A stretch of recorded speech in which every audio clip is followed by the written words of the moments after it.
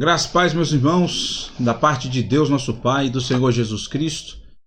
Estamos aqui mais um domingo para uma escola bíblica dominical online da nossa Igreja Batista Missionária El Shaddai, Congregação Batista Missionária em Timbi e Igreja Batista Missionária em Areinha, todas no município de Camaragibe, Pernambuco.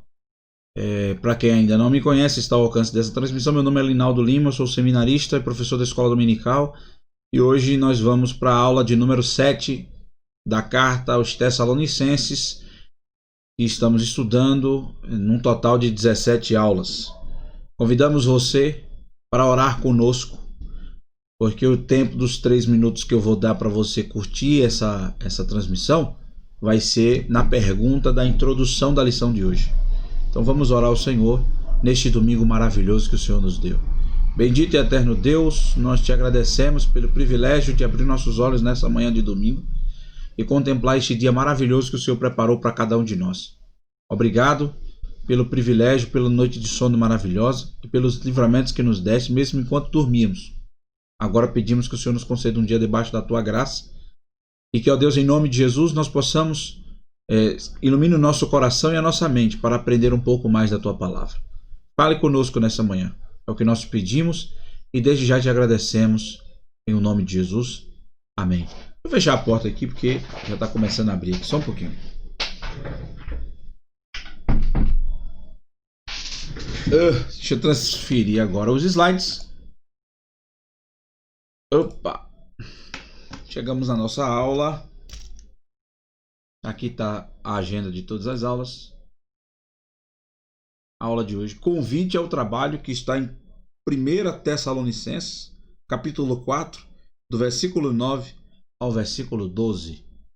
Abra sua Bíblia, em nome de Jesus, enquanto eu jogo para você a pergunta de hoje. Se você descobrisse que Jesus vai voltar daqui a um mês, o que você faria nesses últimos dias? Essa é a pergunta que você vai refletir, vai responder aqui no chat e vai compartilhar o link dessa transmissão com os seus amigos. Se você chegou até aqui até agora, pelo YouTube, não deixe de se inscrever no canal da Igreja Batista Missionária El Shaddai, curtir essa transmissão e ativar o sino das notificações. Não deixe de se inscrever no nosso canal. IBME Oficial. Siga a IBME Oficial no Instagram. E se você está assistindo também a essa transmissão pelo Facebook, não deixe de curtir a página da igreja no Facebook e curtir essa transmissão. facebook.com/IBME Oficial. Dito isso, vamos deixar 3 minutinhos para que os irmãos possam compartilhar o link dessa transmissão com os seus grupos internos, grupos familiares. E hoje nós vamos falar sobre trabalho. Convite ao trabalho, hein? Chama seus familiares, seus filhos, adolescentes, para nós debatermos um pouco, aprendermos juntos, refletirmos um pouco sobre este tema. Se você descobrisse que Jesus vai voltar daqui a um mês, o que você faria nesses últimos dias? Eu quero só ver. Vou deixar para responder à medida que o estudo for passando, mas eu quero que você coloque aqui o que é que você faria. Quem vai ter coragem? Enquanto isso, vamos embora.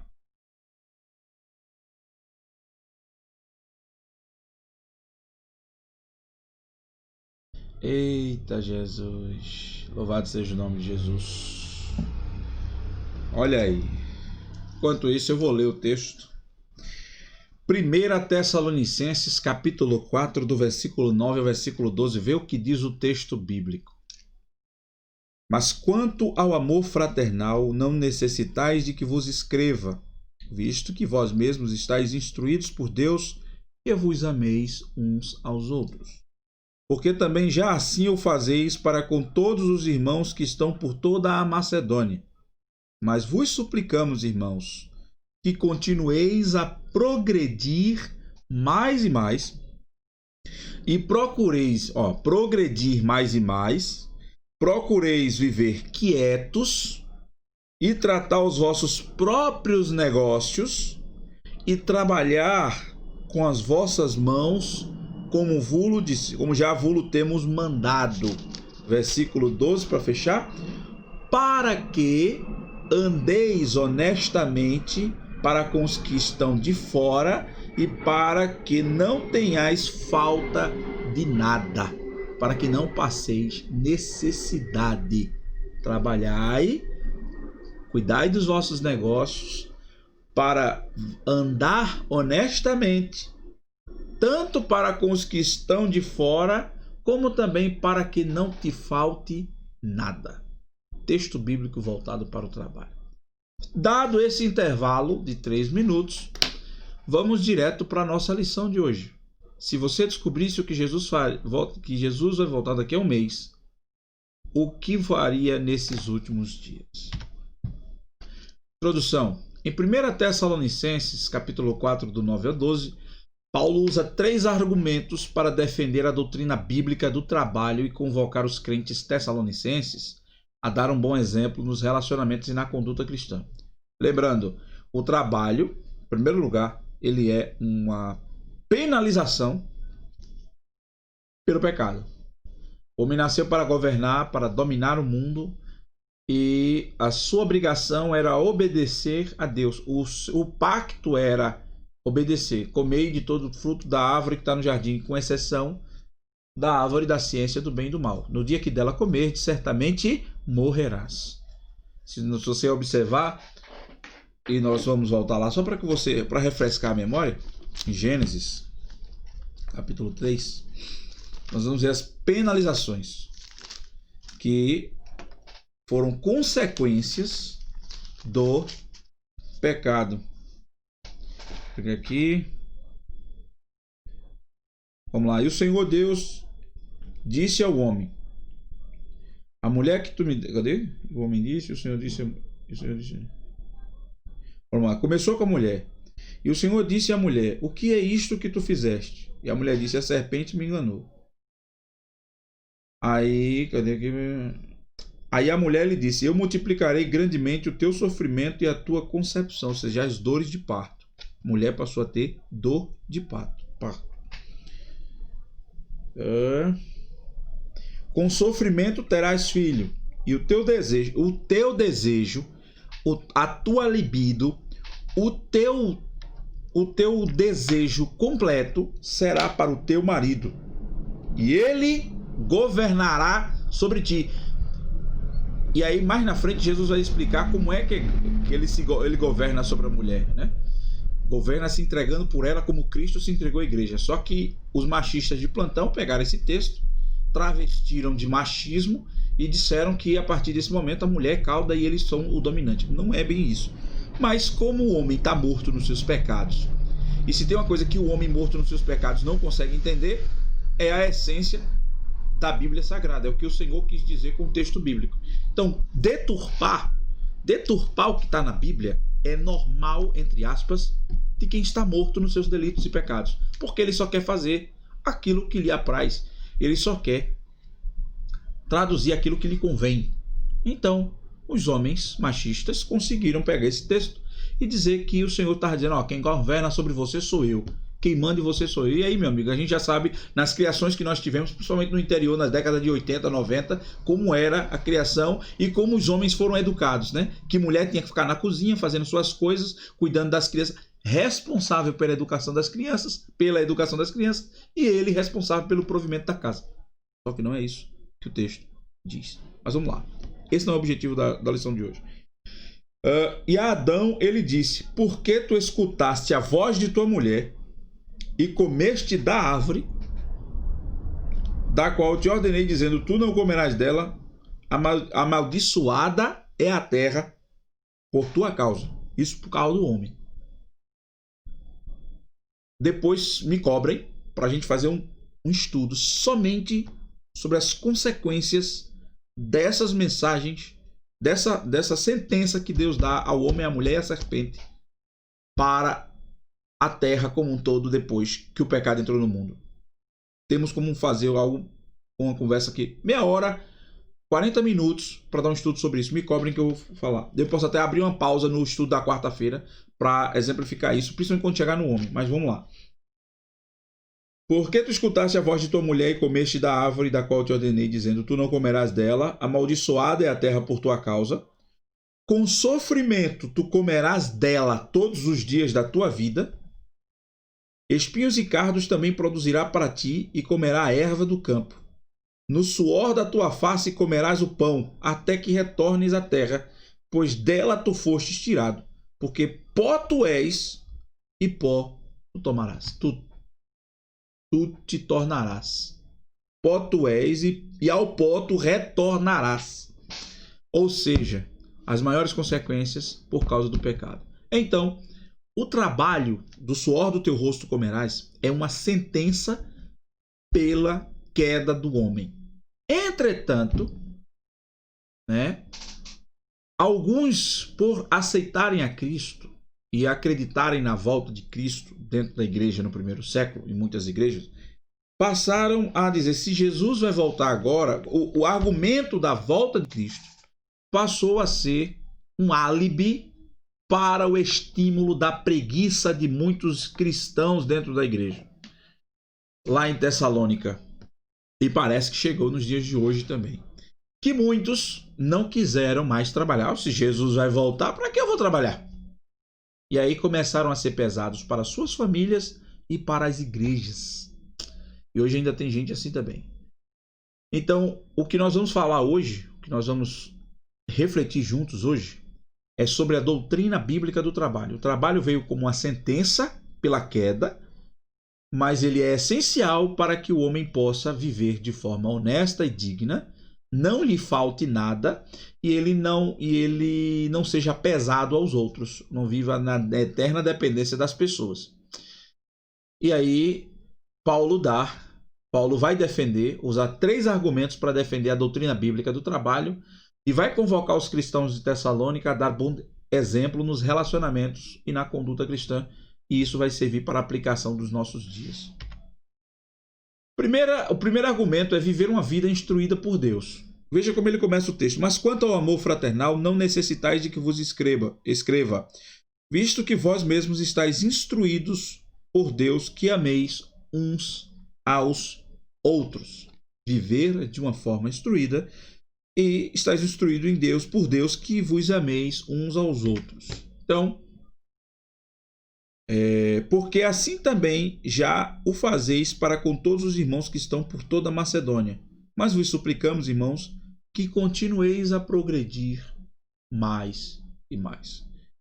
Ele começa o texto falando sobre que conhece, já foram instruídos que devem amar, mas que devem progredir mais e mais, e aí faz a relação com o trabalho, procurar viver quieto, tratar dos vossos próprios negócios e trabalhar com as vossas próprias mãos, para que, como já vou-lo tenho mandado. Então, primeiro ponto aqui, nós somos ensinados por Deus quanto à ética no trabalho.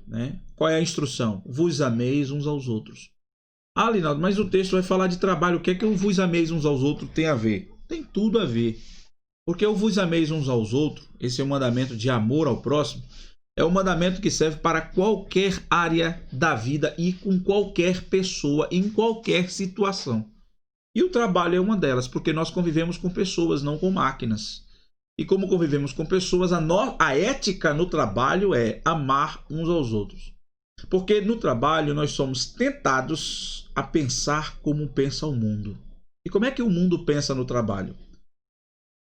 Tem um termo que é dito muito no meio dos jovens, que fala das pessoas, são a trairagem, O falar por trás, o difamar, o caluniar, o tentar passar por cima para ganhar um cargo, o tentar se dar bem na frente e falar mal por trás, se dar bem na presença e falar mal na ausência.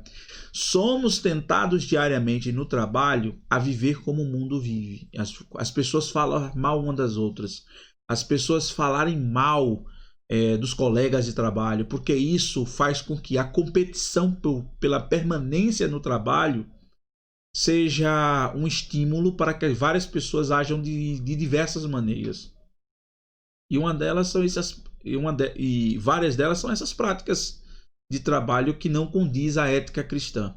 A ética ensinada, nós somos ensinados por Deus na ética do trabalho a amar um ao outro. E amar um ao outro implica em viver de forma transparente e honesta nas relações interpessoais, sejam elas em qualquer esfera ou área da vida. Segundo, somos ensinados por Deus quanto à organização no trabalho. Paulo vai falar no versículo 11 sobre procureis viver quieto e tratar dos vossos negócios e trabalhar com as vossas próprias mãos, como já vos tenho mandado. Cuidar dos vossos negócios está falando de organização. Nós somos ensinados por Deus quanto à organização no trabalho. Trabalhar de forma ordeira e organizada, não desorganizada, não destrambelhada, não de forma, como diz na nossa comunidade, aboléu, não de forma desenfreada. Há uma metodologia, há uma instrução, há uma forma de organização para fazer. Então tudo já começa desde cedo, desde a adolescência, os ensinamentos a trabalhar com organização, a fazer as coisas com ordem, a fazer as coisas de forma organizada, cuidar com carinho. Eu uso sempre como exemplo o fato de Davi, quando foi chamado para levar os alimentos para os seus irmãos que estavam na guerra, e ele cuidava das ovelhas do seu pai. Ele, antes de sair, ele sabia de suas responsabilidades. Ele sabia de seu cuidado com as ovelhas do seu pai. Então, de madrugada, ele arrumou uma pessoa para tomar conta das ovelhas, instruiu como cuidava das ovelhas e deixou o pagamento para ele cuidar das ovelhas, enquanto ele ia lá cuidar dos alimentos, levar os alimentos para os seus irmãos na guerra. Então, nós somos ensinados a organização do trabalho. Trabalhar de forma organizada. Nós não estamos falando de perfeccionismo. Nós estamos falando de organização. O mínimo de organização possível para se trabalhar. Fazer as coisas dentro de um planejamento. Trabalhar de forma ordeira. Cumprir os propósitos do trabalho diário. Se você trabalha como segurança, o que é ser organizado? É estar bem vestido. É estar bem indumentário. É cuidar da roupa como se fosse um soldado. Como é que o soldado é instruído no exército? A roupa tem que estar bem no ponto. Bem no ponto, e ele tem que estar atento se for na vigilância. Se é uma pessoa que trabalha no administrativo, cuida da aparência, cuida da organização do trabalho, estabelece uma meta de trabalho diária para cumprir tudo aquilo que foi estabelecido para fazer. Isso também é uma instrução de Deus. Cuidai dos vossos próprios negócios, trabalhai com as vossas próprias mãos. Nós somos ensinados a sermos organizados. Somos ensinados por Deus a ser organizados no trabalho, a fazer as coisas de forma ordeira, de forma completa. Porque quanto mais organizados somos, mais completo o trabalho sairá. E não o contrário. Somos ensinados, quem trabalha de forma desorganizada deixa muitas pontas soltas. E essas pontas soltas são resolvidas, são fechadas por outras pessoas. E você penaliza o trabalho de outras pessoas por causa da sua desorganização. Se você é desorganizado, você vai fazer uma boa parte das suas coisas, mas vai deixar muita coisa até essencial sem fazer por causa da desorganização. E outras pessoas vão deixar de fazer seus trabalhos para organizar o que você deixou desorganizado. Por isso que a desorganização não condiz com a instrução de Deus, não condiz com os ensinamentos de Deus. Porque os ensinamentos de Deus falam de organização. Cuidai. É cuidar. Quando você é chamado para cuidar de uma pessoa enferma, é para tratar com todos os detalhes. É cuidar de tudo, da sua alimentação, do seu banho, das suas... Quando você é chamado para cuidar de uma criança, é para que a criança fique tranquila e segura com essa pessoa que vai ser cuidada, que vai cuidar dela. Quando você é chamado para cuidar de uma casa, ser um caseiro, é para você zelar pela casa como se ela fosse sua. Né? Cuidar diz respeito a carinho, diz respeito à organização, diz respeito à prioridade, diz respeito a uma série de questões que são as instruções de Deus para a nossa forma de trabalhar. Terceiro ponto, ainda nesse primeiro, é que nós somos ensinados por Deus quanto à responsabilidade do trabalho. Cuidar dos vossos próprios negócios e trabalhar com as vossas próprias mãos também implica com responsabilidade. eu não só devo ser organizado ou organizada, como também tenho que ser responsável por tudo que faço no trabalho, por tudo que é feito sobre a minha tutela, sobre a minha batuta e sobre a minha execução no trabalho. Tenho que fazer tudo de forma límpida, transparente, organizada e responsável. Nada com irresponsabilidade. Se você tem a responsabilidade de fechar a loja, você não vai fechar de todo jeito. Você tem que fechar, você tem que inspecionar todos os pontos que foram fechados, ativar os alarmes, ter a certificação de que tudo foi fechado e não simplesmente colocar o cadeado e ir embora. Esquecer a luz acesa, esquecer o alarme desativado. Estou usando um exemplo. Então, nós temos que fazer as coisas com responsabilidade. E o grande detalhe é que responsabilidade e organização caminham lado a lado, caminham juntos. Uma pessoa desorganizada geralmente é irresponsável. Uma pessoa irresponsável geralmente é uma pessoa desorganizada. Elas andam lado a lado, elas andam muito próximo. Comece a refletir sobre o seu trabalho, sobre a forma que você trabalha e sobre as pessoas que trabalham com você. Talvez você esteja nessa condição. Irresponsabilidade é uma consequência da desorganização. Desorganização gera irresponsabilidade. O contrário também é verdadeiro. Organização gera responsabilidade. Responsabilidade é consequência de uma vida organizada. Ah, mas não sou organizado em tudo. Nem tudo nós somos organizados. Mas naquilo que nós propusemos a viver e a fazer, tem que ter organização. E organização implica, olha que coisa linda, responsabilidade é consequência de uma vida organizada. E organização implica em disciplina. Fazer as coisas de forma... E disciplina exige dedicação. Dedicação exige foco. Ou seja, não existe mágica de sucesso para o trabalho. A mágica de sucesso para o trabalho é organização e responsabilidade. E a organização implica em disciplina, dedicação, foco e priorização. E isso faz com que o trabalho seja feito com excelência. E isso agrada a Deus. Porque tudo isso está implícito no texto que nós estamos lendo. O que é cuidar dos vossos próprios negócios? É não deixar os outros cuidarem. Tem pessoas que falem, né? Tem empresários cristãos que são falidos porque deixaram seus negócios nas mãos de outras pessoas. Quantas e quantas famílias e quantas empresas não faliram porque os filhos assumiram sem a responsabilidade do pai? Os filhos não foram ensinados e educados a cuidar dos negócios da família como os pais cuidavam. Os pais se preocuparam tanto em cuidar e deixar para os filhos e não instruíram os filhos de como os sucederia. Quantas famílias, quantas empresas familiares não falem porque os filhos não tomam conta como os pais tomaram? Quantas vezes você não faliu porque você não cuidou dos seus próprios negócios, do seu próprio trabalho? Quantas vezes você não foi desempregado, não foi demitido, não foi mandado embora do trabalho por causa do seu descuidado com o trabalho? Quem sabe talvez você esteja desempregado agora por causa... Claro, tem o fator pandemia, que demitiu um monte de gente. Mas também, eu estou falando antes da pandemia, tira a pandemia. Quantas pessoas não são demitidas por seus descuidados com o trabalho? E olha, desorganização leva também à desonestidade.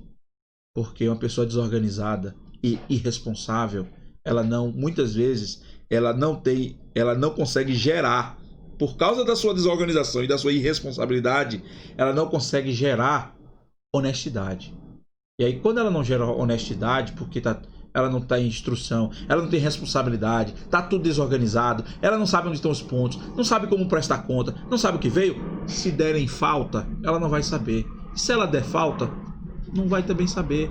Então isso pode gerar desonestidade. Então, a questão do trabalho está implícita aqui. Cuidai dos vossos próprios negócios e trabalhai com as vossas próprias mãos. Implica no cuidado. Olha, cuidar dos negócios e trabalhar com as próprias mãos. É você ter o cuidado com aquilo que está sobre a sua responsabilidade e você ir fazer e não mandar os outros fazer. Existem várias pessoas que é um pede absurdo no trabalho, é um manda-manda, parece um mendigo de trabalho. Tudo pede para os outros fazer, tudo manda os outros fazer, tudo, tudo. Não quer se responsabilizar por nada.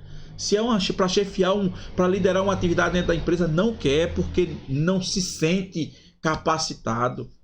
Talvez esse medo pode encobrir uma falha grave de desorganização, de indisciplina, de falta de dedicação e de irresponsabilidade. Mas vamos mais adiante. Então, a Bíblia nos ensina a sermos éticos no trabalho, e a ética está no amar um ao outro para ter relações transparentes. Não é correto um cristão estar falando mal dos seus colegas de trabalho. E aí tem uma máxima que eu tenho um amigo que diz num grupo de WhatsApp que eu faço parte, que é melhor elogiar a pessoa na ausência e falar mal dela na sua presença do que fazer o contrário. Elogiar na presença e falar mal na ausência. E o que ele fala tem verdade. É melhor você falar mal dela na frente dela e falar bem nas suas costas. Por quê? Porque falar bem pode gerar uma massageada no ego e pode elevar o orgulho. Nem todas as pessoas são assim. Tem pessoas que precisam... Há momentos que nós precisamos elogiar para levantar a autoestima de uma pessoa. E isso, esse feeling, esse tato, até nisso o Espírito Santo nos orienta para dar o elogio no momento certo.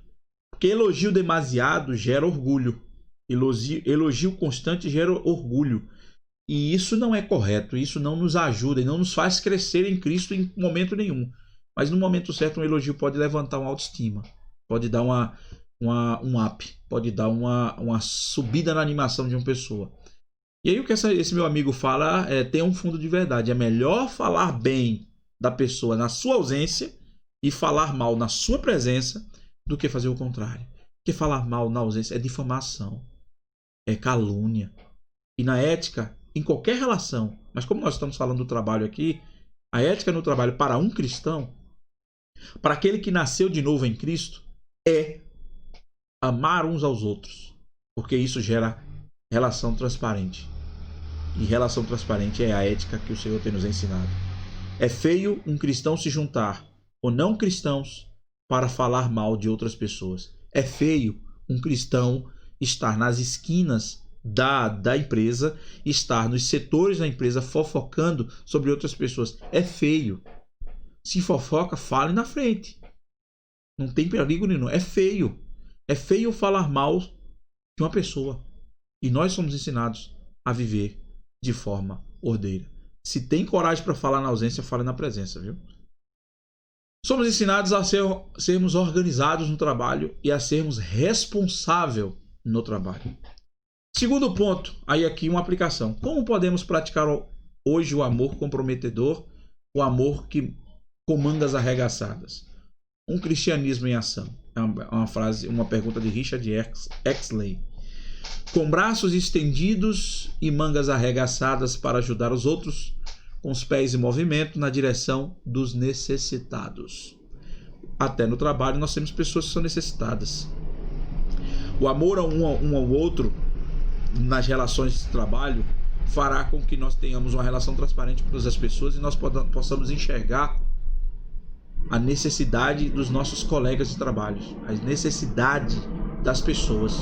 Tem pessoas que trabalham conosco que precisam de ajuda, estão precisando de ajuda, e somente quem ama, segundo a Bíblia nos ensina, tem a sensibilidade para enxergar a necessidade que o seu colega de trabalho tem. E necessidade não é só de dinheiro, não é só de roupa, não é só de pão, não. Ah, mas ele trabalha comigo e ganha bem. Você não sabe o histórico familiar, você não sabe se as pessoas com ele na casa trabalham, se ele é o único provedor ou a única provedora. Você não sabe quantas pessoas estão sob a tutela dele. Você não sabe a carga de endividamento que essa pessoa carrega desde um histórico antigo.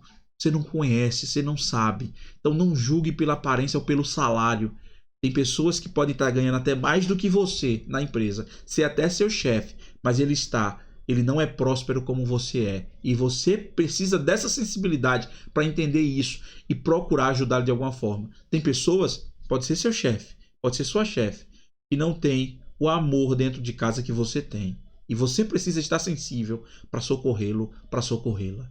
Eu tive uma experiência no meu trabalho de 2001 a 2005 no Clube Alemão, de uma chefe que queria minha demissão, que não me suportava. Eu tinha 3 meses de trabalho, porque eu trabalhava no mesmo lugar que meu pai.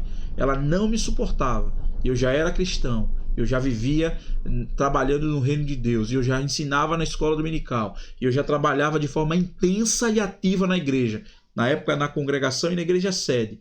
Trabalhando com louvor, trabalhando com jovem, trabalhando com adolescente, trabalhando com escola dominical, envolvido até a cabeça, como até hoje estou em várias coisas. Sempre fiz várias coisas na minha vida.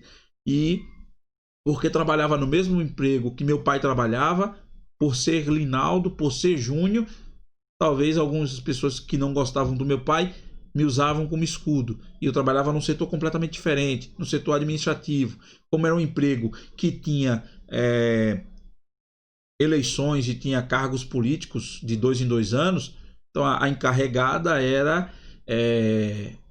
foi colocada pelo diretor financeiro do clube, que foi eleito, né, pelo presidente, na verdade. Foi a chapa do presidente. Então ela não queria. Talvez eu fosse uma ameaça para ela, mas ela não me suportava. Ficava procurando coisa no meu trabalho para me demitir. Ficava falando mal de mim, e tudo isso eu sabia, e tudo isso eu fazia, e eu não tinha o que fazer, eu estava trabalhando, eu continuava trabalhando. Até um amigo que hoje é meu compadre, compadre no bom sentido, que a gente não tem esse negócio, mas eu fui testemunha, ele foi meu testemunho no meu casamento, e eu fui testemunha do casamento dele. Walter, dá até um abraço para ele. Ele foi uma das pessoas que Deus usou para que eu não perdesse meu emprego, né? Mesmo sem conhecer a Cristo, nós éramos muito amigos. Ele sem conhecer a Cristo, mas nós éramos muito amigos, muito irmãos. Ele era um motoboy na época, e ele falava com ela, dizia: não, rapaz, dá chance ao menino, o menino chegou agora, o menino é novo, o menino tá querendo trabalhar. E ele falava por mim, ele lutava por mim lá. Na verdade, ele era um instrumento de Deus usando para me abençoar. Ele era usado por Deus sem saber que estava sendo usado por Deus. E hoje, se ele estiver assistindo essa live, ele vai se lembrar disso. E aí, num determinado momento, minha encarregada teve um problema conjugal. Descobriu uma traição dentro de casa. Descobriu que seu marido estava lhe traindo. E aí ela baqueou. Acabou. Caiu. Não tinha mais o que fazer. Ela estava arrasada. A sua irmã, que era evangélica, a levou para a igreja, para um encontro de casa, para um cursilho no final de semana na igreja episcopal. E eu estava lá, como cristão, como um evangélico.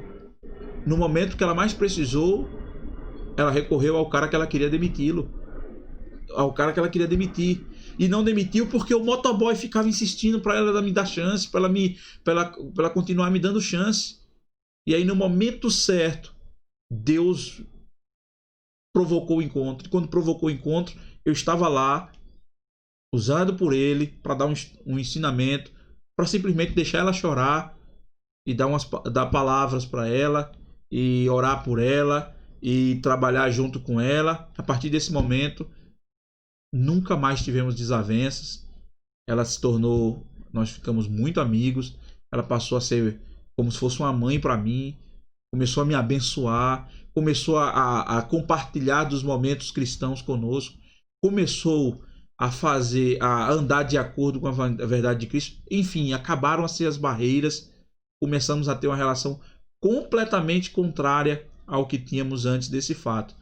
O seu casamento foi restaurado, sua família restaurada, ela aceitou a Cristo, vive com Cristo, e nós perdi o contato com ela depois de muito tempo, foi de 2001 até 2004. Depois de 2004 ela foi demitida. E eu continuei lá até 2006. Ou seja, ela queria minha demissão, mas foi um encontro que Deus preparou pra gente, pra ela ser salva. E o motoboy, meu amigo, meu irmão em Cristo hoje, que trabalha até numa igreja episcopal e trabalha com um centro de recuperação para drogados, é um cara que hoje é o instrumento de Deus declarado, mas já foi utilizado por Deus para me abençoar lá atrás, e nós somos irmãos até hoje. Então, até nisso precisamos estar atentos no trabalho. Como devemos nos comportar nos nossos relacionamentos uns com os outros? Já explicamos. E no trabalho? Ainda temos muito a aprender. Que estejamos dispostos a ser ensinados por Deus. Segundo ponto que Paulo ensina no texto de 1 Tessalonicenses 4, do 9 ao 12, é viver uma vida tranquila. Né? Ele diz assim: procureis viver quietos, versículo 11, e procureis viver quietos, ou seja, de forma tranquila, e tratar dos vossos próprios negócios e trabalhar com as vossas próprias mãos, como já vos temos mandado. Primeiro, a iminência, ao que eu falei lá na introdução da lição. A iminência da volta de Cristo não é uma desculpa para a preguiça nem para o envolvimento em questões alheias. Está aqui as referências, 2 Tessalonicenses 3,11, 1 Pedro 3,8 a 11, como eu falei no início. Muitos cristãos, porque estava sendo pregada a volta de Cristo, sentaram em cima desse discurso e não queriam mais trabalhar. Queriam ficar dependendo da família e da igreja. Então, a iminência da volta... porque Cristo vai voltar, eu não tenho que usar isso como desculpa para a preguiça, nem para o envolvimento nas questões alheias, na vida dos outros.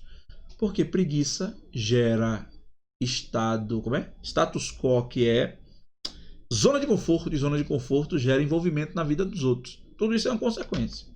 Segundo, a igreja é conclamada a agir contra os preguiçosos que não querem trabalhar e se torna um fardo para os demais irmãos. 2 Tessalonicenses 3,10, Paulo vai dizer: se alguém não quer trabalhar, também não coma. Veja o que diz Provérbios 6, do 6 ao 11. Você leia também para conferir sobre isso. Eu não vou ler porque a gente vai para a gente ganhar tempo. Provérbios 6, do 6 ao 11, complementa esse texto. Ainda sobre viver uma vida tranquila. Terceiro, o trabalho evita trazer sobre os cristãos má reputação por deixarem de viver à altura dos padrões da sociedade na qual estão inseridos. Tito 2, 7 e 8. O que é que diz Tito 2, 7 e 8? Deixa eu pegar aqui. Timóteo, Tito e Filemon. Tito 2, 7 e 8. E em todas as coisas te dá por exemplo de boas obras. Na doutrina mostra incorrupção, gravidade, sinceridade, linguagem sã, que não pode ser condenada, para que os que são de oposição possam ser envergonhados, não tendo nenhum mal para dizer de vocês. Olha que coisa linda. Paulo faz um apelo aos irmãos tessalonicenses, em nome do Senhor Jesus, para que se aquietassem, arranjassem trabalho e ganhassem o seu próprio sustento. Vamos ver isso? 2 Tessalonicenses 3,12. E a esses tais, porém, mandamos e exortamos por nosso Senhor Jesus Cristo que, trabalhando com sossego, comam o seu próprio pão, vivam o seu próprio sustento, arranjem trabalho. E outra coisa, tem muita gente que está desempregada, tem gente que está desempregado e coloca como desculpa a falta de emprego. Principalmente no Brasil, nós temos um grande número de desempregados, isso é verdade. Mas onde falta emprego, nunca faltará trabalho. Esse mesmo motoboy que eu usei como exemplo, esse camarada, esse meu irmão Walter, ele deu um dos grandes exemplos para mim na época que eu trabalhava no Clube Alemão. Ele não tinha emprego fixo.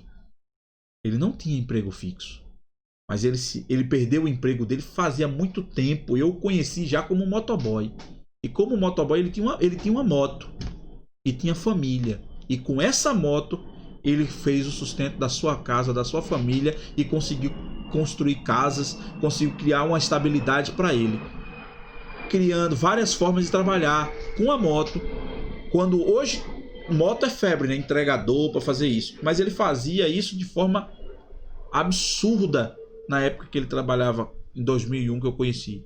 2001 até hoje, talvez ele seja motoboy ainda, mas hoje ele já tem um emprego fixo e já está com estabilidade, quer queira quer não, para si. Mas ele criou 3 filhos sozinho trabalhando, e a sua esposa construiu casas para ele viver de aluguel, para ele ter um aluguel, uma renda fixa mensal. Conseguiu montar um fiteiro para seu próprio filho, né? Trabalhando em cima de uma moto, como contínuo, como motoboy, tá fazendo serviços bancários, serviços de entrega para várias empresas. Pegava um caderninho, anotava vários contratinhos, pegou vários contratos Contrato sem ser contrato de cartório, contrato de confiança, contrato de boca, muitas vezes, contrato de caderninho, de levar os serviços toda semana. Ó, o serviço que eu fiz foi esse, que gerou esse valor, a pessoa vai lá e paga, a empresa vai lá e paga. Hoje, o serviço de motoboy está muito institucionalizado, já tem empresas que prestam serviço disso, já tem aplicativos que fazem esse tipo de trabalho. Inclusive, tem um amigo que tem um aplicativo com isso, um cliente que criou um aplicativo para fazer esse tipo de entrega de motoboy para trabalho. Hoje está muito pulverizado, mas ele trabalhou isso de forma visionária lá atrás para sustentar a família. Ou seja, quando falta emprego, não falta trabalho, principalmente aqui no Brasil. Se tem várias formas de trabalhar de forma honesta, mesmo estando desempregado. E hoje, com internet, com tecnologia à disposição, tudo se faz com rede social, tudo se faz. Não tem motivo para viver na preguiça e para viver na dependência dos outros. Tem pessoas que sentam em cima de um Bolsa Família da vida, em cima principalmente desse auxílio emergencial que o governo está dando por causa da pandemia, e está pensando que isso aí vai virar salário pro resto da vida. Isso é uma chuva, vai passar. E quando passar, quem está desempregado precisa estar entendendo desde sempre que isso é uma chuva, que não falta trabalho. Arrumar trabalho, quando o Paulo fala, muitas vezes a pessoa pensa logo que é emprego fixo, carteira assinada. Mas hoje nós vivemos uma era que dá para arrumar trabalho de qualquer forma. Dá para você... Até, eu digo o seguinte, se amanhã a Abrasoft me demitir, até para ser locutor de loja da cidade, eu tenho como trabalhar. Chega lá, ofereço, faço a voz, entendo e começo a trabalhar lá. Acabou, não tenho o que discutir. Tem trabalho, tem esse alimento para vender, tem toda uma forma que você tem, até sua bicicleta pode ser uma ferramenta para você trabalhar. Hoje está meu irmão Alex, com várias oportunidades na farmácia que ele trabalha, mas as pessoas não querem trabalhar. Não querem trabalhar, porque já querem chegar com cargo de chefia, já querem chegar sentando por cima. E ninguém começa por cima, não. Parece que a juventude de hoje não está disposta a começar do zero, não. Trabalho tem, mas como não é do status que a pessoa quer, ela não se aventura, não. Tem pessoa desempregada em casa passando fome, mas com orgulho lá em cima. Não quer ser entregador numa farmácia, não quer ser motoboy numa farmácia, não quer ser balconista, aprendiz de balconista, não quer trabalhar numa padaria de bairro, não quer viver na preguiça, no fardo das outras pessoas, da família, da igreja. E Paulo aconselha que os cristãos que não querem trabalhar também não comam. E o trabalho evita trazer aos cristãos uma má reputação. Imagina um cristão até bonitinho, até bonitinha, até bem arrumado, compromissado na igreja, mas com a pecha de preguiçoso, preguiçosa. Acorda 10 horas da manhã, 11 horas, meio-dia, não faz nada em casa, nem trabalha, vive como peso para a família. Isso é um absurdo, isso é vergonhoso. Mas vamos adiante, para a gente ganhar tempo, porque hoje eu estou falando demais, estou falando muito hoje, viu? Misericórdia. Rapaz. Aplicação. Todo cristão deve ter vida exemplar dentro e fora da igreja. Não deve ser motivo de tropeço para os que já estão dentro, nem impedimento para os que estão fora. Terceiro ponto para a gente fechar. Viver uma vida decente. Versículo 12 vai dizer o seguinte. Agora vem. 4:12. Para que andeis honestamente para com os que estão de fora e para que não tenhais falta de nada. Para que trabalhar e por que somos instruídos a trabalhar? Para viver uma vida decente, para não serem motivo de tropeço às pessoas que ainda não são cristãs, para não serem motivo de peso aos membros da igreja. É isso mesmo. Para não serem motivo de tropeço às pessoas cristãs que não são cristãs e para não serem motivo de peso aos membros da igreja. Viver de forma honesta e para que não falte nada para você, para sua família e para a igreja. Aplicação. Trabalho honesto e vida decente são componentes para se ter comportamento digno de um cristão. Encerramos com 1 Tessalonicenses 4:1. Finalmente, irmãos, nós vos rogamos e exortamos no Senhor Jesus que como de nós recebestes, quanto à maneira por que deveis viver e agradar a Deus. Conclusão. Para o apóstolo, amor, trabalho e esperança devem andar juntos. Pois lembramos na presença de nosso Deus e Pai, como vocês puseram em prática a sua fé, como o amor de vocês os fez trabalhar tanto e como é firme a esperança que vocês têm no Senhor, no nosso Senhor Jesus Cristo. 1 Tessalonicenses 1:3, na nova tradução da linguagem de hoje. Que o Senhor, Ele, pois, nos abençoe e possa ter falado ao teu coração. Eu espero que esse estudo possa ter conseguido falar conosco, trazer a reflexão, e se tem alguma pessoa que a gente possa contribuir com esse estudo, leve para ele. Então, na próxima aula 8, nós falaremos sobre a morte e a volta de Cristo. Aula de número 8. Encerramos aqui a aula 7. Vamos orar ao Senhor agradecendo pelo estudo e pedir que o Senhor nos prepare para o culto de logo mais à noite. Eu estarei pregando na congregação lá no Timbi, a partir das 19 horas. Irmão Marinho, irmã Sevé, irmão Antônio, o diácono Alain, esposa dele, a irmã do projetor, a irmã irmã Suzana, irmã Betânia, que vai para lá também de vez em quando. Todos os irmãos, estaremos lá, se Deus assim permitir, à noite, para cultuar com os irmãos. Amém?